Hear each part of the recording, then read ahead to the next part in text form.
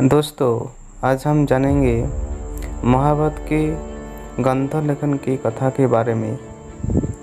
महाभारत में ऐसा वर्णन आता है कि वेदव्यास जी ने हिमालय की तालहटी एक पवित्र गुफा में तपस्या से संलग्न तथा ध्यान योग में स्थित होकर महाभारत की घटनाएं को आदि से अंत तक स्मरण कर मन ही मन महाभारत की रचना कर ली। परंतु इसके पश्चात उनके सामने एक गंभीर समस्या खड़ी हुई कि इस काव्य को ज्ञान को सामान्य जन साधारण तक कैसे पहुंचा जा, क्योंकि इसकी जटिलता और लंबाई के कारण वो बहुत कठिन था कि कोई इसे बिना कोई गलती के ऐसा ही लिख दे जैसा कि बोलते चाहे। इसलिए ब्रह्मा जी के कहने पर व्यास गणेश जी के पास पहुँचे। गणेश जी लिखने के तैयार हो गए, किंतु उन्होंने एक शर्तें रखी कि कलम एक बार उठा लेने के बाद काव्य समाप्त होने तक वो बीच में नहीं रुकेंगे। व्यास जी जानते थे कि वो शर्त बहुत कठिनाई उत्पन्न कर सकती है, अतः उन्होंने भी अपनी चतुरता से एक शर्त रखी कि कोई भी श्लोक लिखने के पहले गणेश जी को उसका अर्थ समझना होगा। गणेश जी ने वो प्रस्ताव स्वीकार कर लिया।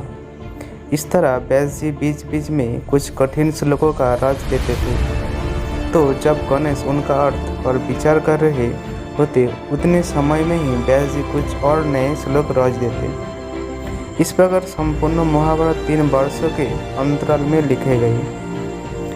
वेदव्यास जी ने सर्वप्रथम पुण्यकर्मा मानव के उपाख्यान सहित 1 लाख श्लोकों का आद्य भारत ग्रंथ बनाया।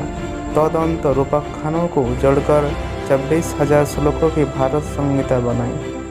तत्पश्चात व्यास जी ने 60 लाख श्लोकों की एक दूसरी संहिता बनाई, जिसके 30 लाख श्लोक देवलोक में, 15 लाख पृथ्वीलोक में तथा 14 लाख श्लोक गंधर्वलोक में समादृत हुए।